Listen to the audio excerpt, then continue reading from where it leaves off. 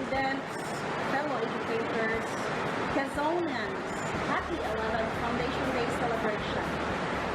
This pandemic, COVID-19, won't hinder us in celebrating the special day for Quezon High School. Adhering the health protocols, let us enjoy and continue the cooperation and support for the betterment of Quezon High School. Celebrate with us and let us all strengthen our camaraderie in the new normal way. Happy 11th QHS Foundation Day.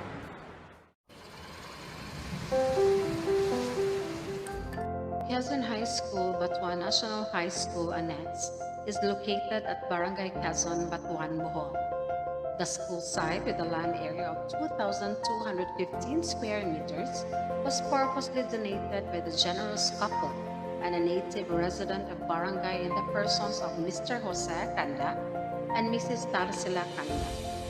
Quezon High School, Batuan National High School Annex, is the realization of a long-time clamor of the folks of Barangay Quezon, as well as the 6 neighboring feeder barangays, to establish a secondary school to cater the educational needs of the youth, not just the barangay but as well as the far-off barangays, in order to solve the growing number of school dropout commonly observed in this locality.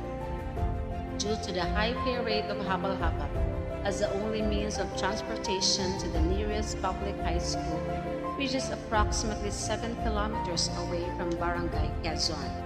The opening of Quezon High School, Batuan National High School Annex, was initiated by Punong Barangay Erlinda Digamon together with the Barangay Council through the Barangay Resolution Number 2, Series of 2007. It was acted by Punong Barangay Fortunato Bical, the incumbent Punong Barangay, who also happens to be the ABC President in the year 2008. With his prerogative, he solicited legal advice from Honorable Arnold Baguio and Attorney Antonino Humawit, both municipal councilor of Batuan, who are well versed with regards to the requirements to be accomplished for the possible approval of the school operation. This undertaking was fully supported by Municipal Local Government Unit, chaired by Honorable Gregoria Pipito, the municipal mayor. Formal opening of classes started on June 10, 2008, with 40 first-year enrollees and 30 second-year students, respectively. Subjects were taught by 3 locally paid teachers under supervision of Mrs. Ferminia Villaruz, Principal 1 of Batuan National High School, Main, located at Poblacion Beja, Batuan, Bohol. The pioneering teachers who taught unpaid locally were Mrs. Maria P. De Barrete, Desidera B. Saan, Justina P. Binaro, with the supervision of Mrs. Villaruz. Classes were conducted at Barangay Hall of Quezon, since school building was still under construction at the time, through the Countrywide Development Fund of Congressman Adam Hala. School year 2009-2010 marked the beginning of the realization of their dream, when the provincial government tied up with the Department of Education and constructed 2 classroom buildings in a span of 3 months in order to accommodate the growing population of the school during its second year of operation. The total population of school reached 280 students from the first to 4th year. During its second year of operation, the school was manned by a teacher in charge in the person of Julieta T. Gonzalez, with an additional math major teacher, Mrs. Wendelin Apad, Mr. Lito Amang, major in science, and Mrs. Wilma C. Macabudbud, a Filipino major teacher in 2009. And in 2010, Mrs. Golda M. Cagol joined the teaching force as a provincial paid teacher. As Quezon High School continued to provide quality education, in the school year 2011-2012, a new principal was assigned to the school in the person of Mrs. Virginia B. Lustre. As years unfold, Quezon High School continues to experience abundant blessings with more additional teaching staff. In 2012, we have Sarah Jean S. Digal, 2015 Elvera F. Digamon, and 2016 Stephanie Grace Aliniac, Mary Kate M. Kagulang, and Mr. Michael Murillo. The adaptation of the K-12 program in the Philippine education system in the school year 2016-2017 gave hope of the school to open a senior high school to benefit the school's alumni, not to travel and transfer far just to gain a senior high school diploma. The administration, headed by Mrs. Virginia B. Lustre, strives hard and gives its utmost effort to comply the needed documents, requirements, and justifications to affirm that the school has to offer senior high school. And in turn, DepEd did not reject the school's application. School year 2017-2018, the school embarked a new administrative personnel. Mrs. Marcelita Ibarra Balili was duly assigned in the school as a principal, together with her administrative assistant, Mayranisa B. Lopez, and the new teaching staff in the same year, namely Jade C. Bautista, Patrick Macalulot, and Maria Hazel Vildor. In the same year, 2017, Quezon High School was blessed to have took in Mrs. Charity Haya Aguan, full-time teacher in IQ Kid Planner, Bangkok, Thailand, a recipient of Sapinas Ikaw Ang Ma'am at Sir, that prioritizes all Filipino licensed teachers who work abroad to be given a permanent item in DepEd and undergo screening. This was followed by Mr. Patrick D. Macalulot, who previously teaches in Philippine International School located in Qatar, is also a recipient of the same program. In 2018, additional TLE teacher Ms. Eliza May Humawi joined the teaching staff, and in the year 2019, Mirasol Sumampong, a DOST scholar, preferred to be assigned in Quezon High School, other than the two existing public high schools in Batuan. At present, Quezon High School has 11 junior high school teachers and 5 senior high school teachers, with 1 senior high school administrative assistant and 1 security personnel in a person of Mr. Virgilio Pahal.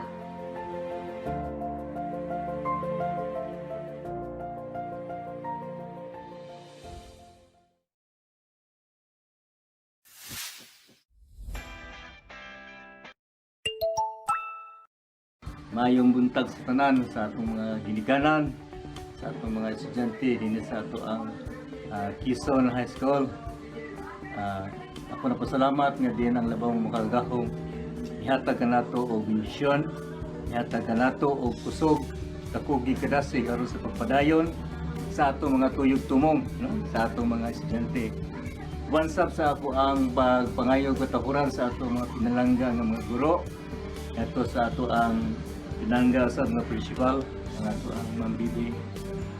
Then ubansab sa ato mga bisita karon nga ako nang hinaot na din kitang tanan preparado.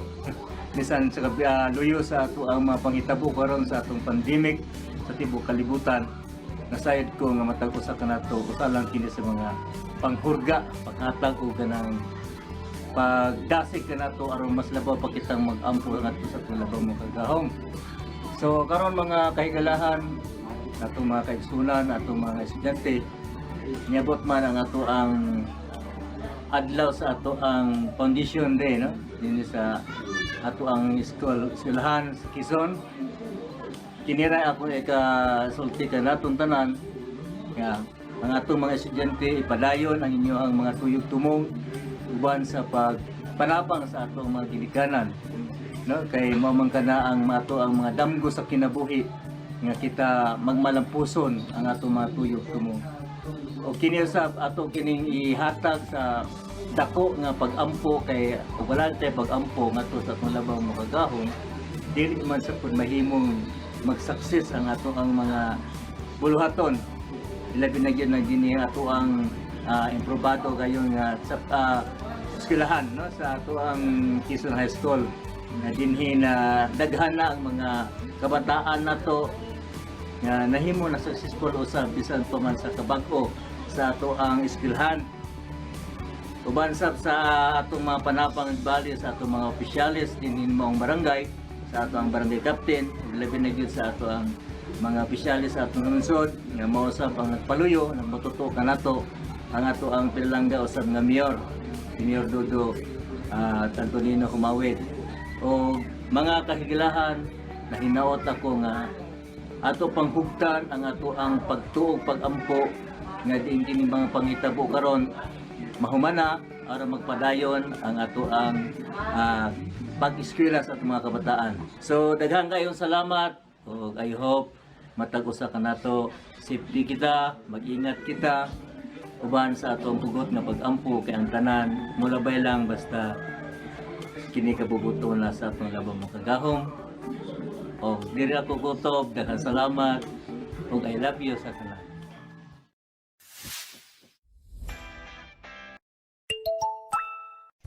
It is a great pleasure to extend my warmest greetings to Quezon High School in its 11th Foundation Day celebration today. Happy birthday, Quezon High School. May you last forever for the youth of today, tomorrow, and next generation to come. Same goes to the teaching staff, school officials, prime movers, founders, the students, parents, guardians, barangay officials, all stakeholders, and the people around the community. May your tribe increase. To all school officials and teachers, kudos for the job well done. Continue your good work in providing quality education to all. To all students, continue your schooling in Quezon High School until you finish grade 12 and further graduate college. Follow the footsteps of those who graduated grade 12 ahead of you in Quezon High School, and now many of them become professionals. Make them a sure inspiration. In spite of this global crisis today due to COVID-19 pandemic, let us work together to fight against it. Let us strictly observe the government-issued guidelines and medical health protocol for us to follow. And all together, let us pray to Almighty God that our scientists will find ultimate vaccine as final solution to this universal problem. God bless us all. Thank you. Mayong adlaw sa tanan. Warm greetings to Quezon High School on the 11th founding day anniversary of the school.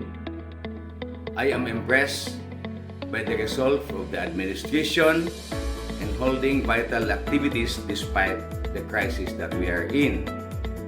And congratulations to all for achieving a lot in a span of 11 years. Ginaingon nga ang tao nga dili kamao mulingi sa iyang gigikanan, dili makaabot sa iyang padulngan. Ang taong hindi marunong lumingon sa pinanggalingan, hindi makarating sa paroroonan. O dinhi atong makita ang kaimportante sa Foundation Day. Sa Foundation Day, we recall the past, we remember the past, ang mga sakripisyo sa atong mga katiguangang naningkamot sa mga nauna kanato aron maabot ang unsang atong naabot karon. Ang humble beginnings, mga magtutudlo, nagdala sa atong eskwelahan, sa pagsugod pa nga kuwang ang classroom, kuwang ang mga gamit, guba ang lugar, isa na mga agianan guba. Karon niabot na kita nga daghan nagnaabot atong eskwelahan. Ang Foundation Day usab magtudlo kanato labi na sa mga kabataan nga importante ang usa ka damgo. Doon natay damgo, ang damgo sa mga katigulangan nga dunay eskwelahan matukod para sa kabataan. Uban sa damgo dunay pagpaningkamot ug pagplano. O sa pagpaningkamot ug pagplano natuman ang tulunghaan. Uban sa pagpaningkamot ug pagplano ang pag-ampo. Kay wala man tay mahimo bisag unsaon natong paningkamot, bisag unsaon natong pagplano, kung walay blessing sa Ginoo, dili pud kini matuman. Na ang vision and dream, then the sacrifice and the prayers. There's nothing like him. Tanan gikan kaniya, siya man gud ang mag-bless sa tanan. Walay mahimong mahitabo kung walay pagtukod sa kitasan. So, to our youth, to our students, have a dream, work hard for it, and pray hard to succeed. And to everybody, I would say, congratulations to us all. God bless us all. God bless Batuan.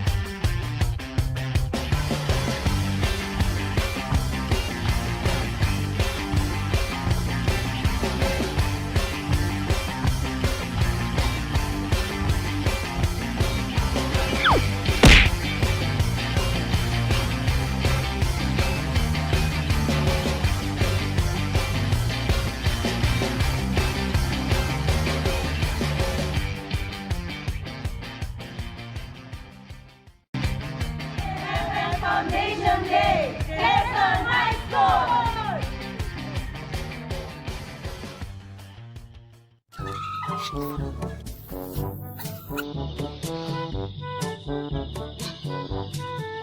hindi. Hindi na yun.